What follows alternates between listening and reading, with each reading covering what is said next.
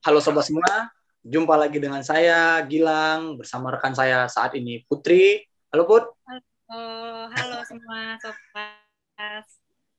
di Podwasin, podcast pengawasan intern. Mau kepo? Podwasin aja. Lepasin aja. Oke, jadi seperti biasa ya sobat ya, Podwasin ini tidak pernah ketinggalan membahas topik-topik terkini, apa yang sedang terjadi gitu. Jadi menurut kita, oh ini menarik buat dibahas, kita bahas gitu ya. Nah, untuk edisi kita kali ini sudah hadir bersama kita seseorang yang profesinya itu adalah salah satu garda terdepan dalam penanggulangan COVID-19 di negeri ini. Hari ini kita mau ngobrol bersama Dr. Ali Wulandari. Selamat pagi, dokter. Selamat pagi, Mas Gilang, Mbak Putri. Selamat Halo, datang di Perwasin, Dokter Ari. Ya, terima kasih sudah diundang. Ya, terima kasih sudah meluangkan waktu di tengah ini ya, Dok ya. Pasti sibuk ya, Dok ya. Di kala pandemi ini menangani pasti ada pasien gitu kan ya. Soal Ya, COVID ini. masih ada pasien. Boleh cerita sedikit, Dok, untuk membuka nih. Dokter sudah berapa lama mengabdi sebagai dokter di BPKP?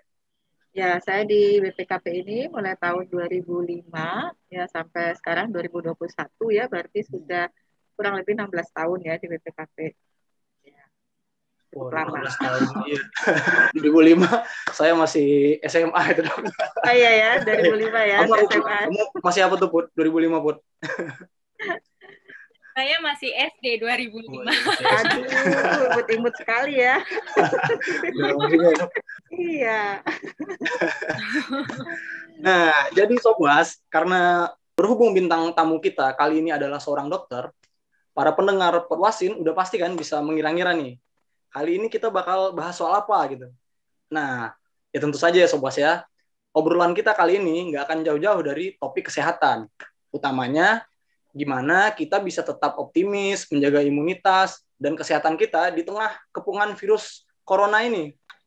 Sejak awal pandemi ya Sobas ya, selama 1,5 tahun ini, Dokter Ari ini nggak pernah absen memberikan pelayanan kesehatan kepada pegawai BPKP, terutama soal COVID-19 ya dok ya.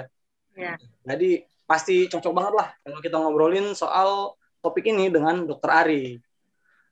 Nah, kalau sekarang ini kan dok ya, kan yang lagi rame tuh isunya tentang varian Delta sama Delta Plus ini nih. Varian Delta dan Delta Plus ini kan konon katanya mudah sekali menular gitu. Ya gitu ya Put ya. Sampai-sampai ada yang bilang mirip bahkan semudah penularan cacar air. Memang benar begitu ya dok ya? Ya, untuk varian Delta ini memang sebagaimana kita ketahui ya, varian ini pertama kali ditemukan di India akhir tahun 2020 ya, dan diduga dia bertanggung jawab terhadap peningkatan kasus di gelombang kedua pandemi ini di sekitar 62 negara ya termasuk Indonesia. Di mana di Indonesia varian Delta ini masuk di bulan Mei 2021. Dan tercatat kasusnya sampai di bulan Juli 2021 ini sudah hampir 400 kasus yang ada di Indonesia. Nah, kenapa varian Delta ini dikenal lebih menular, bersifat menular ya dibanding varian yang lain, bahkan disebut seperti cepat menular seperti penyakit cacar ya. Nah, banyak studi sih yang sudah mulai dilakukan untuk varian Delta ini. Antara lain dari University Hong Kong juga menyebutkan bahwa varian Delta ini sifatnya dia lebih mudah mereplikasi diri. Jadi lebih mudah dia lebih cepat memperbanyak dirinya dibanding varian yang lain. Kemudian masa inkubasinya tuh lebih pendek dibanding varian lain. Nah, dengan sifat virus yang seperti ini, tentunya dapat kita pahami bersama kenapa varian ini lebih cepat menular dibanding varian lain. Karena jelas dengan dia lebih cepat memperbanyak diri, menduplikasi diri, dan juga dia lebih inkubasinya lebih pendek ya dibanding varian yang lain. Kemudian juga ada menyebutkan ya studi bahwa protein pada permukaan virus corona varian Delta ini dia lebih mudah menyatu ya dengan permukaan sel pada manusia sehingga dia lebih mudah menyerang sistem kekebalan tubuh dan menginfeksi pada manusia. Jadi kira-kira itulah mengapa penyebabnya bahwa varian Delta ini lebih cepat menular dibandingkan varian yang lain. Seperti itu. Kemudian untuk kalau varian Delta Plus ya memang sudah ada beberapa kasus di beberapa negara untuk varian ini. Namun dari Ketua Satgas COVID-19 di PBID, Ikatan Dokter Indonesia ya menyebutkan dan juga dari WHO juga menyebutkan bahwa kepastian dan potensi penularan dari virus Delta ini lebih cepat dibanding varian sebelumnya juga masih belum banyak datanya, begitu, sehingga masih dimasukkan juga kepada jenis varian Delta ini, seperti itu untuk kecepatan penularannya. Ya, memang ada juga yang menyebutkan ya bahwa varian Delta Plus ini dia memiliki ikatan yang lebih kuat di paru-paru gitu. Katanya ada studi yang sudah dilakukan, jadi lebih kuat mengikat di paru-paru sehingga dia lebih lebih cepat menurunkan respon antibodi monoklonal pada tubuh manusia, sehingga terapi antibodi pada varian Delta Plus ini akan lebih sulit seperti itu. Tapi memang menurut WHO juga datanya masih belum cukup untuk varian Delta Plus ini. Gitu. Oh, ini masih butuh penelitian lebih lanjut. Nah, dia masih dikelompokkan kepada varian Delta induknya. Nah, tapi kan meskipun situasinya kayak gini ya dok ya, kita kan apalagi teman-teman yang berprofesi sebagai auditor gitu kan, tentu saja kehadirannya dibutuhkan kan, seperti yang kita lihat di medsos kita gitu kan, teman-teman turun ke lapangan mengawal penyaluran bantuan gitu misalnya kan, ya kayak Putri ya Put ya, juga ikut auditor ya, gitu ya. Nah, kita kan tetap harus berdampingan nih sama Delta ini, tetap harus berkegiatan berdampingan gitu. Ada tips nggak dok dari dokter mengenai hal ini? Ya, tentunya kita di masa pandemi ini tetap harus produktif bekerja ya, Mas Gilang, Mbak Putri. Demikian juga kami sebagai tenaga medis tentunya kita tetap harus bekerja, tapi tetap kita harus memegang protokol 6M untuk keamanan kita juga selama melaksanakan pekerjaan. Nah, protokol 6M yang sudah kita ketahui bersama itu kan ada memakai masker ya, dan sekarang memakai masker ini dengan adanya varian Delta ini juga harus lebih di-upgrade lagi. Biasanya kita cuma satu masker medis ya, kemudian sekarang kita harus memakainya double. Jadi masker medis dulu, kemudian di-double dengan masker yang lain.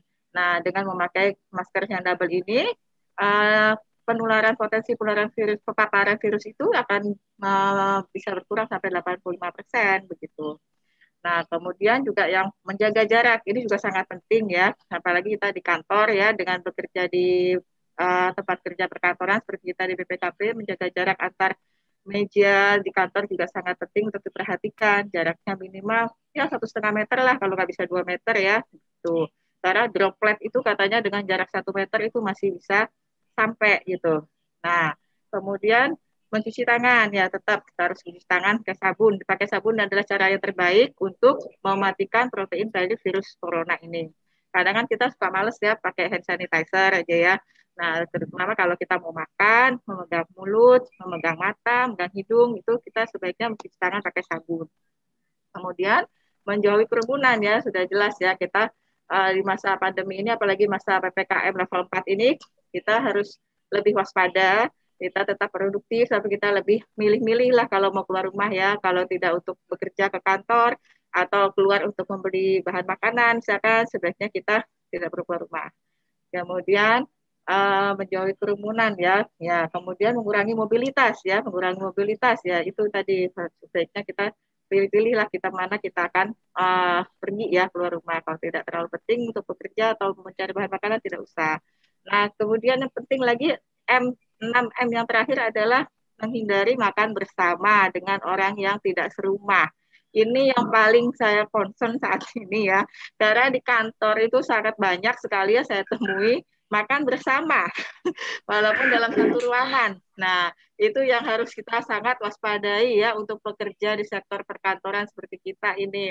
Karena ruangan di kantor kita kan kebanyakan tertutup ya, Mbak Putri. Ya, sirkulasinya juga kurang baik lah ya, tidak ada sirkulasi yang langsung keluar, misalkan udara yang mengalir langsung keluar itu banyak ruangan yang tidak ada gitu. Nah, jadi kita harus waspadai 6M yang terakhir ini, menghindari makan bersama dengan teman dari kantor. Misalkan nih, saya seruangan sama dokter yang satu lagi ada Rizona di sini. Nah, itu kami, kalau memang saatnya kami datang bersamaan, masuk bersamaan, itu kami bergantian makannya. Jadi kalau dia makan, saya enggak gitu. Saya makan, dia enggak. Jadi maksudnya bergantian membuka masker. Jadi kami saling menjaga. Mungkin seperti itu yang bisa dilakukan teman-teman yang lain juga di kantor kita ya untuk mengurangi risiko penularan. Karena paling banyak risiko penularan adalah saat kita membuka masker bersama. Itu ya mungkin itu ya untuk pekerja yang harus tetap produktif ya di masa pandemi ini. Kita memang tetap harus produktif tapi tetap memperhatikan protokol 6M ini. Sekarang berarti ada tambahan ya dok ya, Iya, kan menghindari makan bersama. iya. Nah, M yang terakhir itu menghindari makan bersama dengan orang yang tidak serumah, itu sangat penting. Itu saya Aku baru tahu ya, Bun. Ya, iya. Iya itu. Saya hanya Aku tahu mau di bilang itu belakang, juga, Dok. Bun. Aku mau bilang itu juga. Kita baru tahu kan ini, Dok. Ada 6 ternyata Makasih, sekarang. Dok. Iya, justru M yang terakhir, 6M yang terakhir ini yang sangat penting sekali ya kita pegang, terutama kita sebagai pekerja di kantor ya. Nanti makan di kantin. Nah, kantin kita juga sekarang kan tidak membolehkan dine in ya, makan di tempat ya. Jadi harus makan di meja masing-masing. Dan itu, makan meja masing-masing pun sebisa mungkin diatur gimana cara supaya tidak berbarengan ya buka maskernya. Kalau menurut saya sih itu protokol yang sangat penting ya untuk kita di perkantoran. Justru hampir sering kali diabaikan itu ya, Dok ya. Iya, justru penularan tertinggi adalah saat kita buka masker, itu kan risiko yang paling tinggi. Buka masker, makan, ngobrol, wah. Nah, iya. Terbang ya, Dok. Wah, ngobrolnya lama selesai. lagi kan. Iya, iya. Oh, ini info baru juga nih buat saya dan Putri. Dan mungkin Sobwas juga ada yang baru tahu bahwa ternyata tuh sekarang udah 6M. Yang ke-6 itu menghindari makan bersama dengan orang yang tidak serumah, ya, Dok ya? Iya, sekali. Oh iya, terima kasih, Dok. Nah, terus kan itu tadi tuh, Dok. Jadi ketika kita tetap harus berkinerja maksimal di masa pandemi ini, kita tetap harus menaati prokes dan 6M sekarang ya, Dok ya? Iya. Supaya kita bisa tetap menjaga. Nah, kalau kita udah divaksin, Dok, itu gimana, Dok? Apakah ada perbedaan? Apa tetap harus ketat gitu?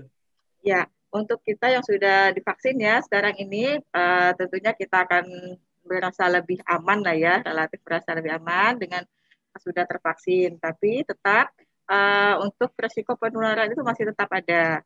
Karena efikasi vaksin itu kan tidak 100% melindungi kita ya dari virus COVID-19 ini. Jadi seperti Sinovac misalkan di Indonesia itu kalau nggak salah sekitar 65% efikasinya untuk melindungi kita dari COVID-19. Nah, jadi artinya masih ada 35% lagi peluang kita masih tetap bisa terkena paparan virus ini. Nah, artinya walaupun kita sudah divaksin, kita tetap harus menerapkan protokol 6M tadi, Mbak Putri. Jadi kalau di BPKP kan pegawainya udah divaksin semua ya, Dok ya? Iya, soalnya kan di kantor kita sudah hampir semuanya divaksin ya. Tapi tetap kita tidak boleh lalai ya, tidak boleh lengah dengan si COVID-19 ini. Karena tadi ya saya sebutkan, efikasi vaksin itu tidak 100% memproteksi kita dari penularan virus COVID. Jadi tetap kita harus memegang protokol kesehatan yang 6M tadi ya. Tapi memang kalau kita sudah divaksin ya, jika seandainya orang yang sudah divaksin, kemudian dia terpapar juga oleh virus COVID ini, dia resiko penyakitnya untuk menjadi berat itu kecil. Jadi peluang dia untuk sembuh lebih cepat dan biasanya gejalanya akan lebih ringan jika dia sudah divaksin dan lebih cepat sembuh ya, seperti itu. Oh iya, Dok, mengenai protokol kesehatan yang 6M itu. Nah, kalau di BPKP sendiri tuh ada fasilitas telemedicine juga nggak sih, Dok? Kalau misalkan ada, praktiknya tuh gimana, Dok? Fasilitas seperti ini kan pastinya sangat membantu yang isoman nih, apalagi saya nih, anak kos gitu, Dok. Apakah ada gitu telemedicine-nya gitu? Ya, di BPKP ya untuk masa pandemi ini sudah ada ya fasilitas telemedicine yang kami lakukan sejak setahun terakhir ini ya Mbak Putri terutama. Jadi untuk misalkan ada pasien yang positif itu nanti dia akan bisa menghubungi tim Satgas COVID di BPKP, bisa langsung ke kami tim dokter di BPKP, bisa ke kepala kabak rumah tangga ya ataupun langsung ke pabrik umum. Nanti semuanya akan turun ke kami juga laporannya. Selanjutnya akan kami follow up ya pegawai tersebut mengenai apa namanya keluhan gejalanya apa. Di sini ada 4 dokter yang memfasilitasi untuk hal tersebut. Kami membagi pasien tersebut di antara kami berempat yang setiap harinya akan kami pantau kondisi hariannya bagaimana. kemudian seperti gejala saturasinya, suhunya, dan keluhan perkembangan hariannya seperti apa yang pasien ini rasakan. Kemudian kita juga memberikan fasilitas untuk obat-obatan ya dan vitamin untuk semua pegawai kita yang isoman. Kalau misalkan ada yang bergejala sedang atau berat, gimana dok prosedurnya? Tadi kan yang dikatakan dokter itu mungkin yang bergejala ringan ya, yang konsultasi melalui online. Kalau yang berat, sedang ke berat tuh gimana ya dok ya prosedurnya?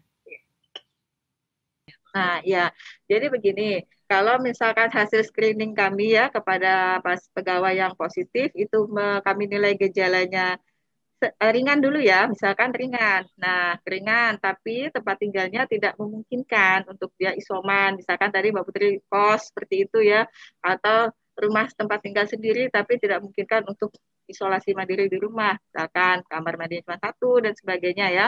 Itu kami di BPKP kita sudah ada tempat fasilitas isoman untuk yang tempat tinggalnya tidak memadai dengan gejala ringan, itu bisa kami rujuk ke Pusdiklat BPKP di Ciawi. Di sana ada tempat pusat isoman untuk pegawai kita. Nah, kemudian bisa ada ke BPKP juga kita sekarang sudah bekerja sama dengan hotel ya untuk memfasilitasi yang gejala ringan ini.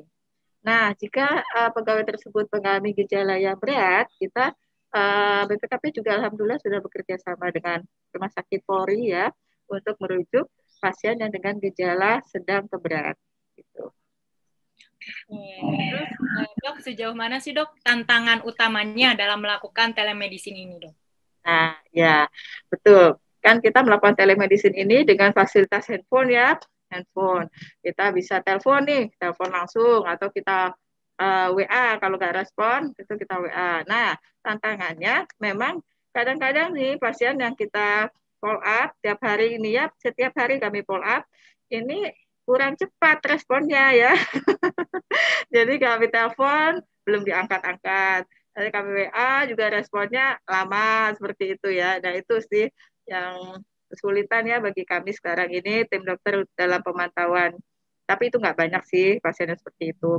Nah untuk kendala seperti ini ya sebetulnya di Biro Umum saat ini sedang disiapkan nih fasilitas aplikasi katanya nih, aplikasi untuk pasien yang isoman, untuk pemantauan ya pasien isoman. Nanti aplikasi ini mereka bisa langsung aktif mengisi sendiri update datanya selama isoman setiap harinya.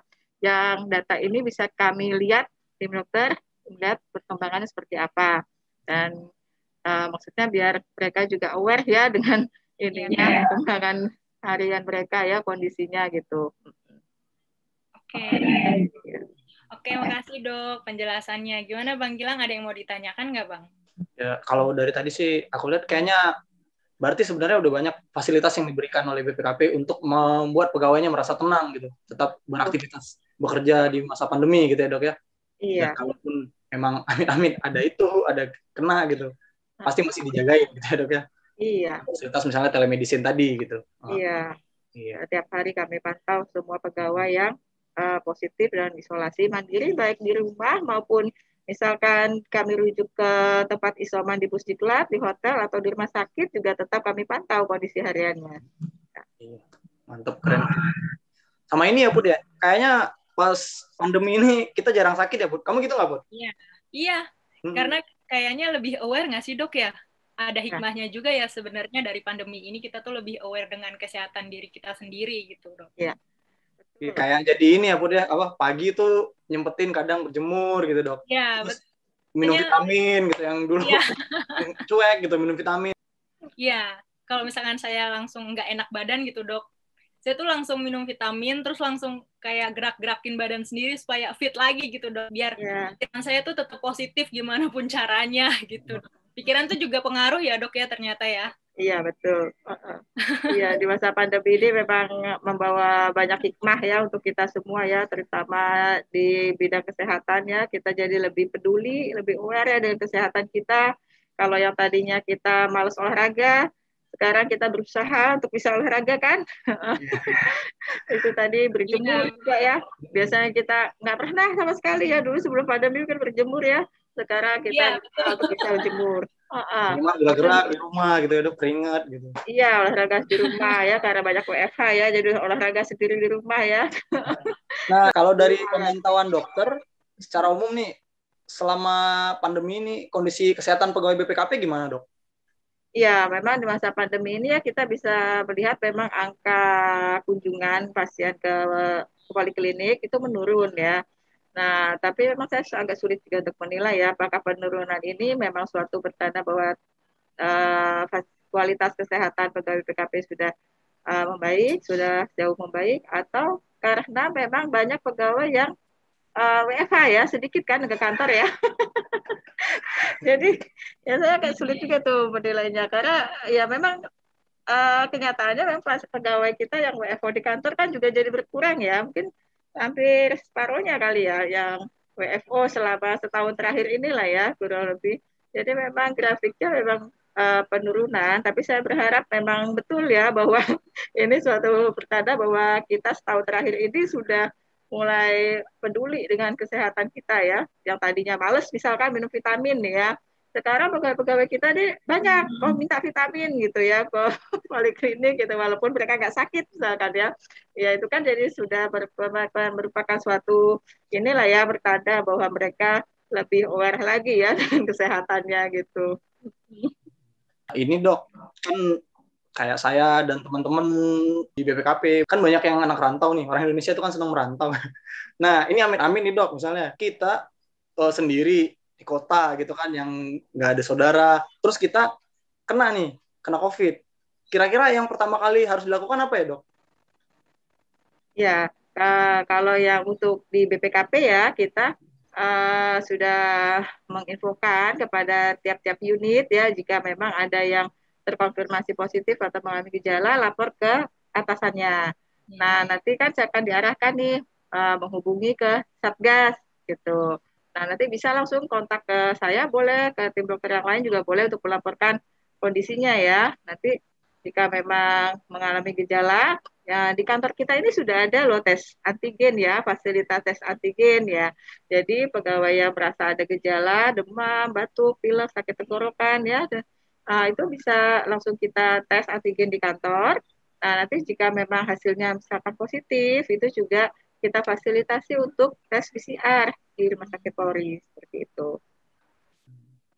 Oh, berarti kalau misalnya kita kena pertama nih, jangan khawatir ada walaupun sendiri gitu. Langsung kasih tahu atasan, nanti Ya, akan dibantu fasilitasin dari tes ya, antigen, PCR gitu ya dok ya. ya betul.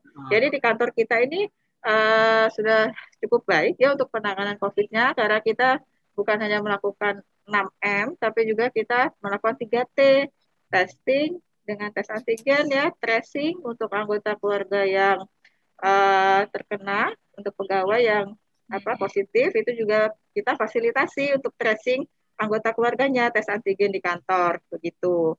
Nah, treatment juga sudah jelas kita lakukan ya dengan memberikan uh, fasilitas pengiriman obat-obatan untuk pegawai kita yang obat-obatan dan vitamin ya untuk pegawai yang isoman di rumah begitu. Jadi 3T-nya kita sudah jalan di BPKP ini. Jadi selain buat pegawai gitu ya dok, misalnya kita positif gitu, terus kita menularkan kepada keluarga, kalau keluarga kita tetap juga dibantu sama kantor ya dok ya, sama BPKP ya. Iya betul. Tracing, treatmentnya gitu. Iya betul. Mantap sekali memang BPKP Bang Gilang. Keren deh fasilitas yang dari BPKP. Pegawai dan keluarganya luar biasa. Iya. Ini memberikan ini juga dok, rasa nyaman, rasa aman juga buat kita betul. ya, sebagai pegawai ya Bud ya. Ketika kita harus betul. berkinerja di tengah pandemi, kita juga ngerasa oh iya kita dijaga lah gitu, kita nggak bakal dilepas gitu. Iya. Oh ya dok, ini yang terakhir nih dok. Tolong dong dok yakinkan kami nih sebagai pekerja bahwa nanti ketika kami berkegiatan ke kantor, kami bisa tenang, aman, dan nyaman dalam bekerja dok. Gitu. Ya, nanti ya setelah PPKP level 4 ini mungkin akan lebih banyak lagi pegawai yang masuk ke kantor ya setelah ini. Ya tentunya seperti yang di awal tadi sudah kita bahas ya, bahwa kita tetap harus produktif di masa pandemi ini. ya, tapi dengan tetap memegang protokol 6M tadi, jangan lupa. Jadi 6M itu tetap harus kita pegang supaya kita tetap merasa aman, nyaman ya dalam beraktivitas, berproduktif ya di masa pandemi ini gitu. Kemudian satu lagi ya, kita harus juga menghilangkan stigma negatif ya bagi penyintas COVID. Ini sangat penting ya di kantor kita. Karena selama ini kan kita beranggapan, oh dia belum PCR, dia masih positif mungkin, seperti itu ya. Nah, ini harus kita hilangkan stigma negatif ini karena sekarang dari WHO, dari CDC Amerika dan juga Kemkes kita itu sudah menyatakan bahwa pasien COVID itu dapat dinyatakan sembuh jika dia sudah isoman 10 hari sejak timbulnya gejala, ditambah dengan 3 hari bebas gejala di hari berikutnya. Itu sudah sudah dinyatakan sembuh. Ya, jadi tidak perlu dengan tes PCR yang negatif lagi sekarang ini sebetulnya seperti itu. Jadi kurang lebih itu 2 minggu ya, dari 2 minggu dari awal bergejala, ketika 2 minggu itu udah nggak ada gejala lagi, sebenarnya dia itu udah sembuh ya, dok, tanpa perlu PCR pun kita udah tahu gitu dia sembuh. Ya, gitu. Jadi kalau sekarang ini kan kita menginformasikan juga kepada pegawai untuk melaporkan diri juga ya, selain kita pantau dari kantor, kita fasilitasi obat-obatan dan vitamin, tapi tetap harus melaporkan diri ke puskesmas domisili, karena nanti mereka juga akan bantu untuk pemantauan hariannya juga, dan dari puskesmas itu biasanya dia akan mengeluarkan surat keterangan selesai isolasi mandiri jika sudah 14 hari biasanya dikeluarkan itu ya, jika sudah tidak ada gejala. Yang kita harus ingat ya, bahwa Tuhan itu kan tidak akan membiarkan hambanya larut dalam kesedihan ya. Pasti akan ada rencana indah ya, untuk membayar semua air mata kita setahun terakhir ini ya.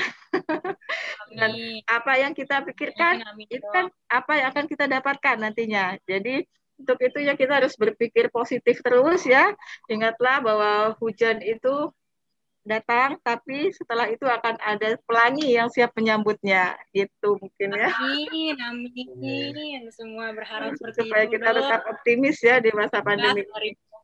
Itu salah satu tips dari dokter ya, dok ya, supaya tetap optimis di masa pandemi, bahwa kita percaya nih Tuhan punya rencana. Mantap, dok.